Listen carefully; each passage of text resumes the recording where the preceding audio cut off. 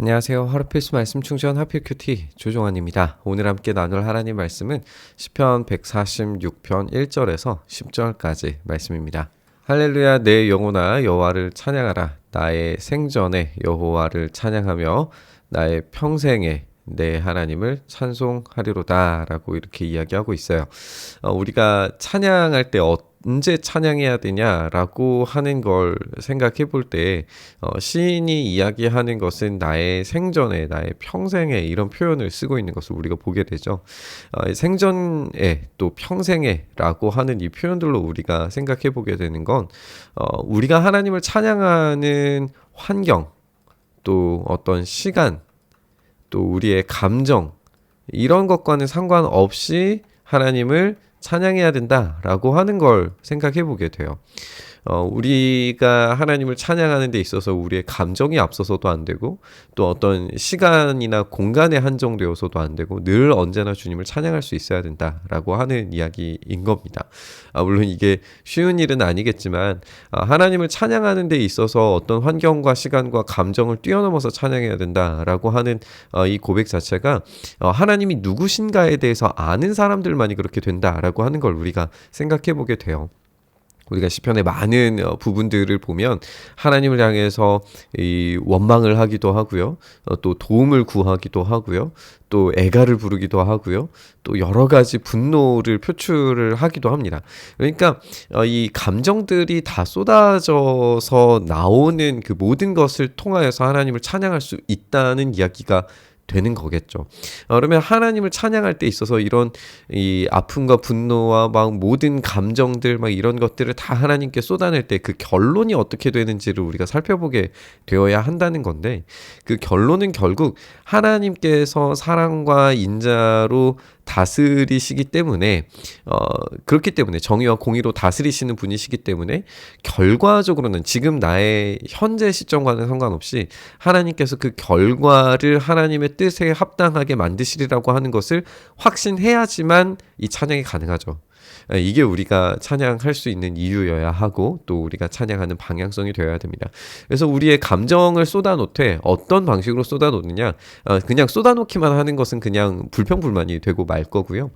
이 감정을 쏟아놓은 이후에 이것을 어떻게 하나님께서 바꾸셔서 하나님의 선한 뜻으로 바꾸실 것인가, 이것을 기대하고 바라는 마음으로 바꾸어 찬양하는 것, 이것이 우리가 하나님께 드려야 할 찬양일 겁니다.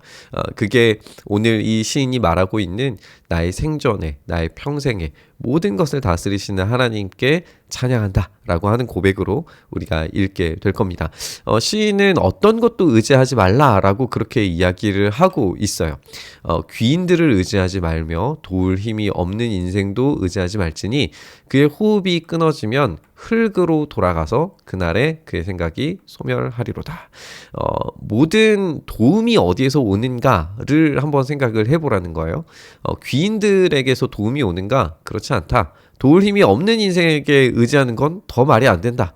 그러면 이 인생이 진짜 의지해야 할 것은 결론적으로 누구냐? 이 인생이 끝나는 시점에 있는 어떠한 인간도 도움이 될 수는 없다는 거예요. 여기에서 이 흙으로 돌아가다라고 하는 게 이 아담아인데, 아담이 사람이죠. 그래서 아담은 결국 아담아가 되고 말아요. 흙이 되고 맙니다. 그래서 인생에게 어떤 의지한다는 것은 그냥 소멸하는 것에 의지하는 거예요. 이건 아무런 도움이 되지 않죠.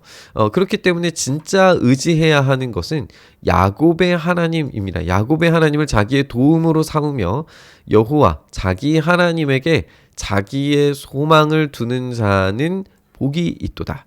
그래서 이 흙으로 돌아가는 어떠한 인간에게도 의지하지 말고 오직 영원하신 여호와 하나님께 자기의 소망을 두는 자만이 참된 복이 있을 겁니다.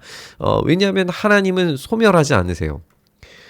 영원하신 분이시기 때문에 이 소멸하는 인간과는 전혀 다른 존재이시죠. 그렇기 때문에 하나님을 의지하는 것만이 참된 소망이 될 수 있습니다. 그러면 이분께서 이 하나님께서 어떠한 분이신가를 더 설명을 하는 걸 읽게 되는데 여호와는 천지와 바다와 그 중에 만물을 지으시며 영원히 진실함을 지키시며 하나님께서는 천지 바다 그리고 만물을 지으신 분이세요. 모든 것의 창조자이시기 때문에 이 창조하시는 분의 능력이 얼마나 위대한가를 우리가 생각을 하게 되죠. 창조하시는 분의 능력이 얼마나 위대한가를 생각해 볼 때 우리의 삶에 있는 문제들도 결국 하나님의 다스리시는 세계 속에 있을 뿐이라는 게 확인이 돼요. 그렇기 때문에 하나님의 이 창조 능력을 확인하면 하나님을 의지하는 게 어떤 의미인지를 알게 되는 거죠. 그분께서는 이 창조의 만물을 만들어내실 뿐만 아니라 지키시고 보호하십니다.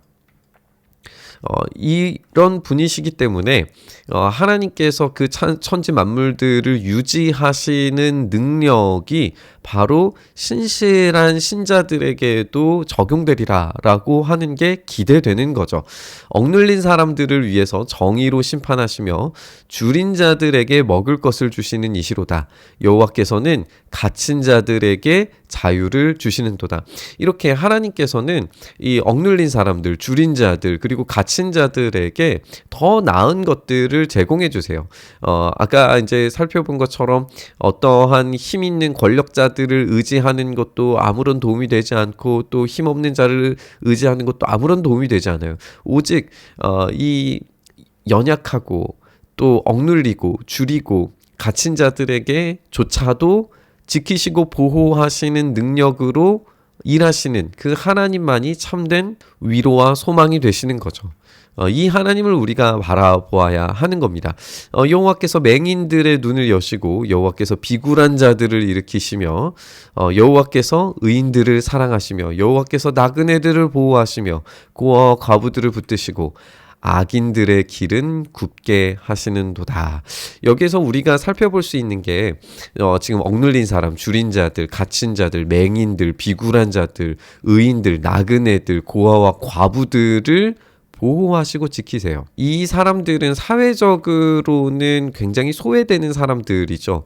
이 소외되는 사람들이라고 하는 것은 이들에게 어떠한 보호도 작동되지 않는다는 거예요. 사회적으로 완전히 이 격리되고 제한될 수 있는 얼마든지 그렇게 될 수 있는 사람들이라는 거예요. 그런데 하나님께서 그들을 보호하신다라고 하는 거예요. 그러면 진짜 힘 있는 자들이 이들을 보호할 수 있는 능력이 없어서 인가 생각해 보면 그럴 만한 의미나 힘이 부족하다라고 하는 걸 우리가 생각을 해보게 돼요. 근데 모든 만물의 창조자이신 분께서는 그 만물을 다스리시면서 어떻게 다스리시느냐?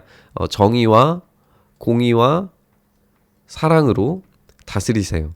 그렇기 때문에 이 정의와 공의와 사랑으로 다스리시는 분께서 이 연약한 자들마저도 보호하시고 지키시는 능력이 있으신 분이시라는 거예요. 그러면 이렇게 생각했을 때에 시인들은 어떠한 인생의 환경 가운데 놓여져 있더라도 또 어떠한 인생의 문제를 닥친다고 하더라도 또 감정, 또 시간, 어떤 것이 있다고 할지라도 하나님께서는 이 모든 것을 신실한 자기의 백성들에게 일하시고 역사하셔서 바꾸시고 또 돌보시고 지켜주시고 보호하신다는 사실을 우리가 알 수가 있게 되는 겁니다. 시온아, 여호와는 영원히 다스리시고 내 하나님은 대대로 통치하시리로다. 그래서 하나님께서 왕이 되시는 분이라고 고백하는 사람들에게는 이 혜택이 돌아가게 되는 거죠. 우리 주님께서 그것을 위하여서 오셨고 그 일을 반드시 행하시고 우리의 삶에서도 지금도 여전히 그 일을 행하시는 중인 줄 믿습니다. 하나님께서는 이렇게 연약하고 또 어려운 자들을 지키시고 보호하실 뿐만 아니라 악인들에 대해서 심판하십니다. 그래서 주님께서는 은혜를 베푸심과 동시에 악에 대해서는 결코 그냥 두지 않으시고 심판하시는 일을 행하실 겁니다. 이렇게 정의와 공의 그리고 사랑과 평화가 공존하는 방식을 이 땅에서는 사실 경험하기가 어렵습니다. 이 땅에서는 정의와 공의를 실현하기 위해서 폭력이 자행이 되기도 하고요. 평화를 지킨다는 명목 아래에서 정의를 굽게 만드는 그런 일들을 벌이기도 합니다. 그것이 힘 있는 권력자들의 방향성이고 그런 양극단에 서 있는 이야기입니다. 그런데 우리 하나님께서는 그 두 가지를 모두 다 행하실 수 있다라고 이야기합니다. 그것을 찬양하라라고 이야기하죠. 그래서 억눌린 자들 또 줄인 자들 고아와 과부들에게 정의와 평화를 실행하시는 그 놀라운 은혜를 제공하실 수 있다라고 이야기하고 있습니다. 이것이 우리에게 실제적인 예시로 드러난 것이 바로 십자가입니다. 주님께서는 율법으로 말미암아서는 죽을 수밖에 없는 우리를 위해서 심판을 행하셨어요. 그게 십자가에서 일어난 주님의 죽음입니다. 그러나 동시에 그 십자가를 의지하고 붙드는 사람들에게는 사랑과 평화를 제공하시고 하나님과의 화해를 제공하셨다는 것이 성경의 증언입니다. 그래서 그 십자가가 심판임과 동시에 정의임과 동시에 사랑과 평화가 되는 거죠. 그 앞에 있는 사람들에게만 이 모든 것이 제공됩니다. 오늘 이 시가 이야기해 주는 것처럼 여호와께서 왕이 되시는 사람들에게는 그 혜택이 돌아가고 그 놀라운 정의와 평화가 공급된다라는 이야기입니다. 오늘 우리에게 오신 주님께서 이 사랑과 정의를 온전히 이루시는 그 일들을 오늘 우리의 삶에서도 이루시길 위해서 기도했으면 좋겠습니다. 우리 안에 정의와 공의가 이루어지기를, 그리고 주님의 평화가, 사랑이 경험되기를 간절히 바라고 소망하면서 우리 묵상의 자리로 나아가시죠. 주님, 그렇게 우리에게 사랑과 정의를 행하시고 주님의 공평과 주님의 도우심이 우리 안에서 경험되게 하여 주시옵소서. 그래서 주님의 놀라우신 사랑이 그 사랑 앞으로 나아가는 우리들에게 온전히 경험될 수 있도록 주여 오늘도 살아계신 주님의 일하심을 보여 주시옵소서. 그 일 행하시기를 간절히 바라며 우리 주님 예수님 이름으로 기도드리옵나이다. 아멘.